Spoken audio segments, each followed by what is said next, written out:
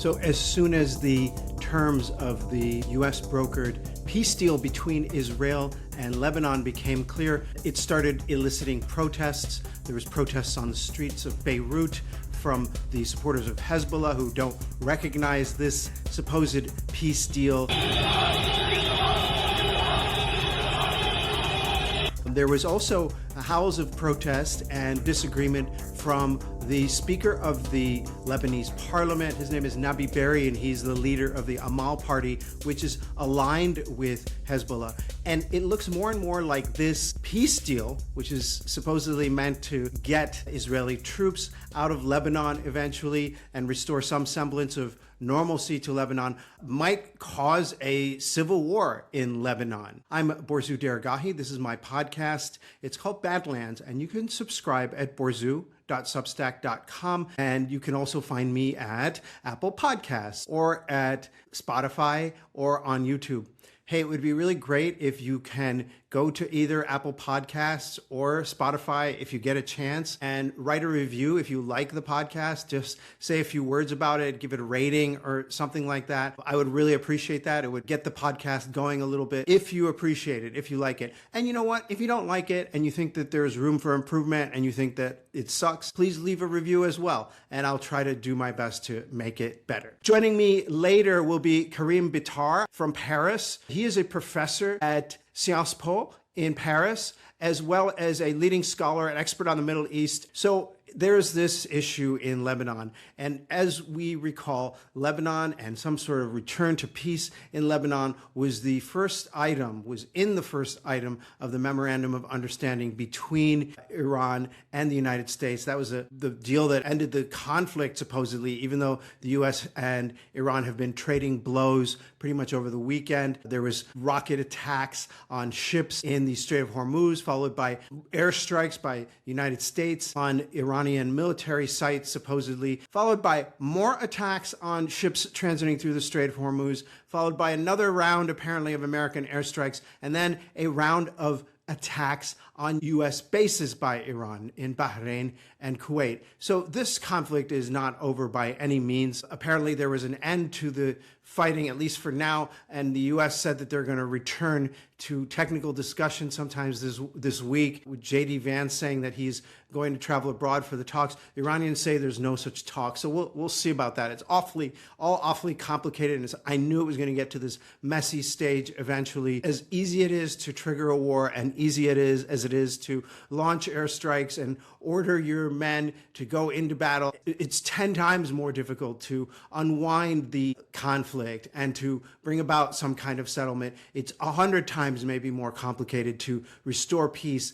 and that's not even accounting for reconstruction. As easy and simple as it is to blow up a building, it takes much more time, energy, planning to build that building back up. And this matter of Iran and the U.S., it becomes even more complicated when you factor in Lebanon. What you have in Lebanon is this very complicated sectarian political system that was imposed on the country in the aftermath of the Civil War, in the Taif Accords of, I think it was in 1990, at the end of that country's long civil war, 15 years almost. And this created this sort of sectarian balancing system where the Speaker of Parliament would always be a Shia, the president, which is a sort of nominal role, would always be a Christian, and the prime minister would always be a Sunni. And this has been a formula for some semblance of stability in Lebanon. It ended the civil war, but it obviously has many flaws because you're not really talking about a democracy or the will of the people. You're talking about different clans and different ethnic and sectarian groups running different fiefdoms in the country. It's not exactly a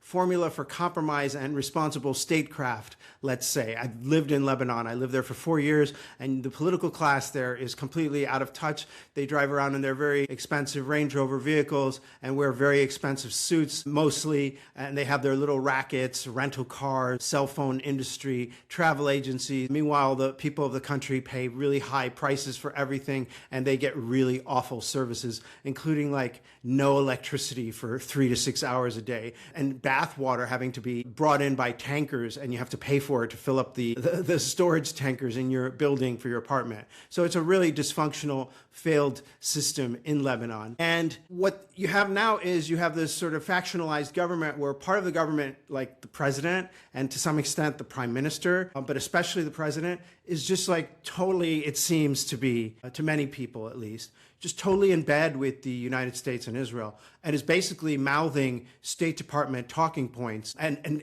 doing everything that the Israelis want.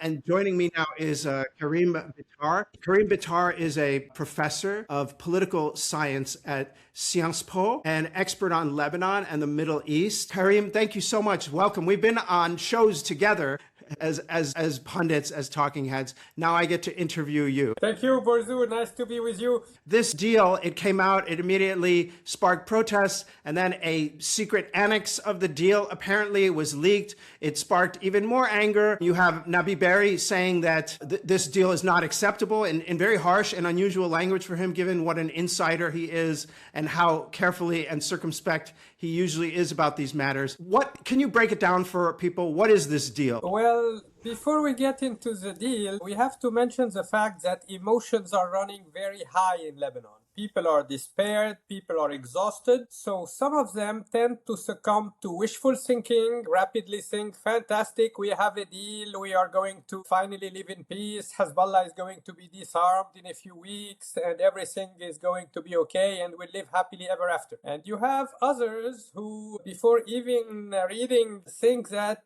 we are doomed, that we are once again victims of the game of nations, and that there is no hope and no future. If we go back to the deal itself, Lebanon had very little leverage and very difficult tasks. Lebanon was supposed to obtain Israeli withdrawal and Hezbollah disarmament in order to restore its sovereignty, to protect its unity and territorial integrity. The problem is that these negotiations were not properly prepared. Lebanon had to negotiate under very difficult conditions, with the United States pressuring the Lebanese authorities. You had to take into consideration U.S. domestic political rivalries. Many people argued, and I think convincingly, that you had J.D. Vance, who was negotiating the Iran-US MOU, and this is Marco Rubio trying to do a negotiation between Israel and Lebanon, and both come from completely different perspectives. We also have to take into consideration the fact that the history of past negotiations is pretty sour. The last time Lebanon and Israel tried to negotiate a deal, it was after the Israeli invasion of 1982. It led to an agreement called the May 17 Accord, which was negotiated by President Amin Gemayel with his foreign minister Eli Salem. They had a group of advisors who worked diligently. This deal was arguably better negotiated than the one we have right now, and yet it did not survive. What was Amin Gemayel? Can you remind people what was Amin Gemayel's fate? Amin Gemayel was elected president after the assassination of his brother Bashir, and he tried basically to revamp the Lebanese 1943 National Pact. Yeah. But he faced staunch opposition, and the May 17 Accord that he tried to negotiate, he ended up not signing it because, first of all, Syria was hell-bent on maintaining Lebanon under its grip, so was not in favor. And also, he revealed in his autobiography that on the very last day, Israel sent additional requests through David Kimhi, who was a Mossad officer and the leading Israeli negotiator. Israel basically said, what we have agreed to, we will implement if and only if Syria completely withdraws from Lebanon and the list of other conditions. So it's just like history repeating itself in a way. Yes, absolutely. This is why I tend to be skeptical, because we have the feeling in the Middle East, you know, the old Tocqueville quote, history is a gallery of paintings. We have very few originals and many copies. Yeah. So we have the feeling that we are reliving 1982, 2006. We also have a feeling, when we have followed Israeli-Palestinian negotiations, that once again the problematic issues that led to the failure of the Oslo peace accords, we are seeing the same pattern right now. Basically, at the time of Oslo, Yitzhak Rabin wanted to refurbish Israel's image that had been tarnished by the first Intifada, and Yasser Arafat, who was then in Tunis, wanted to go back to the Holy Land. So both of them wanted, for domestic political reasons, to sign a deal. And yet, the Palestinian negotiators were amateurs. They did not speak proper English. They did not have maps, cartography. So it led to what Edward Said called the Palestinian Versailles.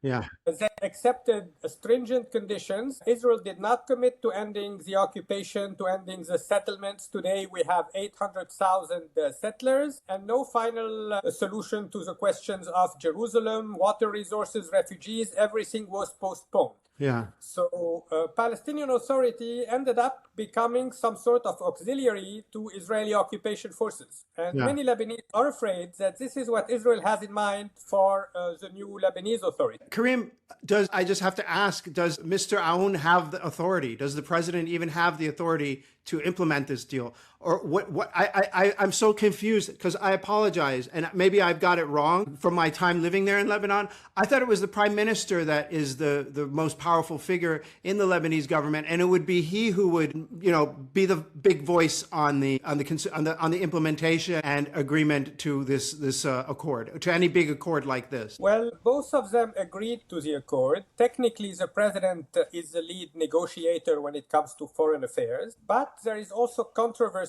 on this. Some constitutional scholars are telling us that now they have to present it to the Council of Ministers and they need 2/3 of the Council of Ministers. And others are saying now that the president has signed, it's a done deal. So far, it's only the Lebanese ambassador to Washington, D.C. that has signed this deal. And we are already seeing tension within the Lebanese government. For example, the Druze leader Walid Jumblat, who was an ally of Prime Minister Nawaf Salam and who had supported the elections of Joseph Aoun, is critical of this deal. Some ministers who are also close to the president and the prime minister have question marks. And an overwhelming majority, if not all Shiite parliamentarians and ministers are hostile to this deal. Nabih Berri, who is usually the mediator between the West and Hezbollah, has taken the side of Hezbollah and warned that this deal could lead to civil strife in Lebanon. Both Jumblat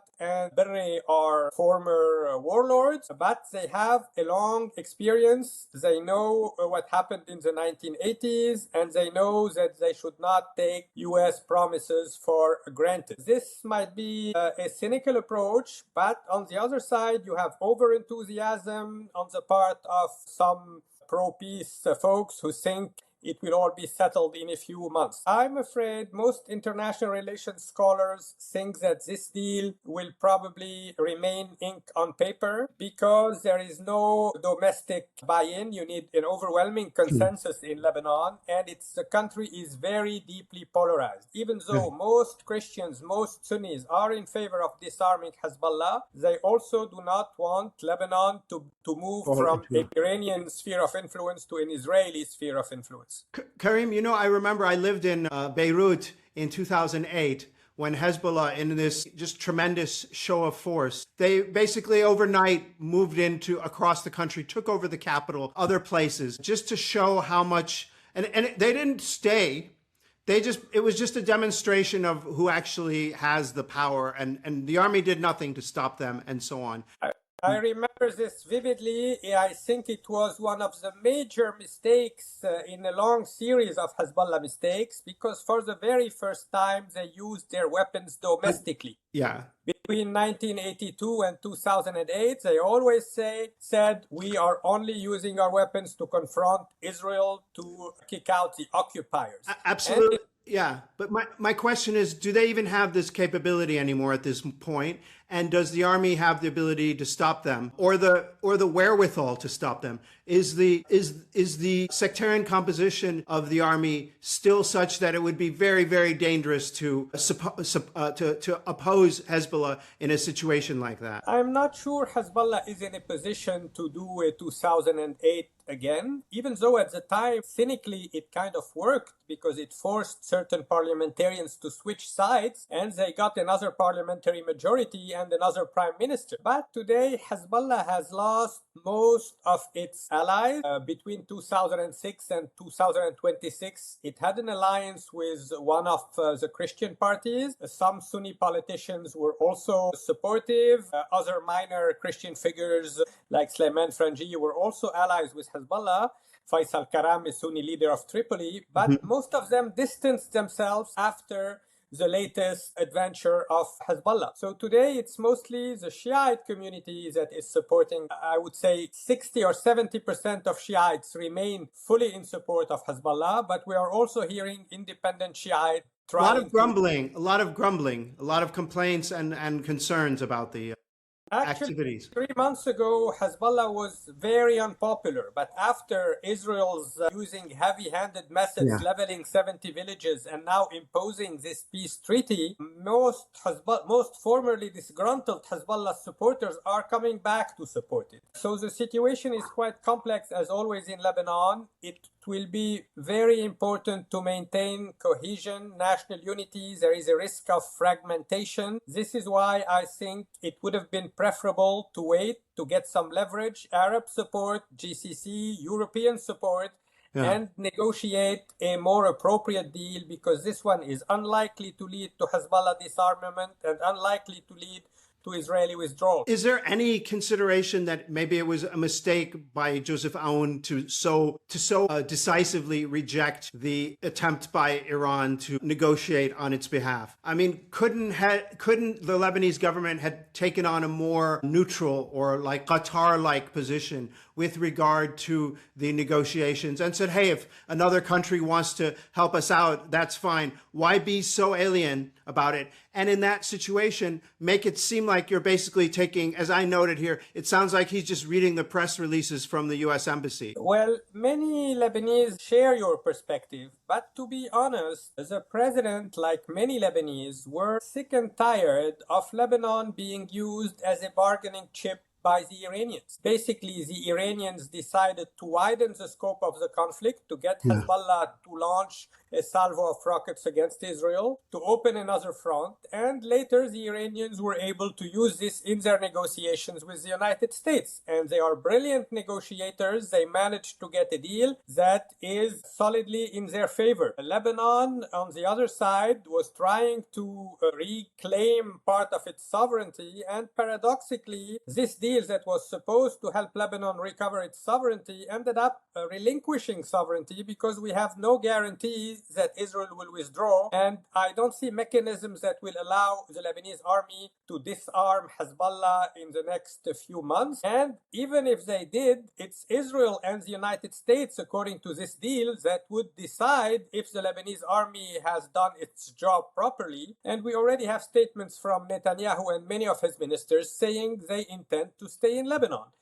So I understand that some people might say that the president should have used the leverage of the Iran-US MOU, but at the same time, Lebanon needs to take its destiny in its own hands. I think we are failing on both fronts, unfortunately. We did not use the leverage, and we were unable by ourselves to negotiate a deal that ensures that our sovereignty is respected and that our army is empowered to disarm Hezbollah. Have you ever served in the Lebanese civil society or in government yourself? I'm active in Lebanese civil society. I try to stay away from politics. Elected politics are official positions. In order to maintain my freedom of saying my mind, basically, because to be transparent with you, today I was having conversations with some friends who were members of parliament or in government. And unfortunately, once you choose a side and once you are a representative, you can no longer say what you have in mind. So we are seeing a fascinating situation from a political science perspective, where some MPs or ministers have to support one camp against the other,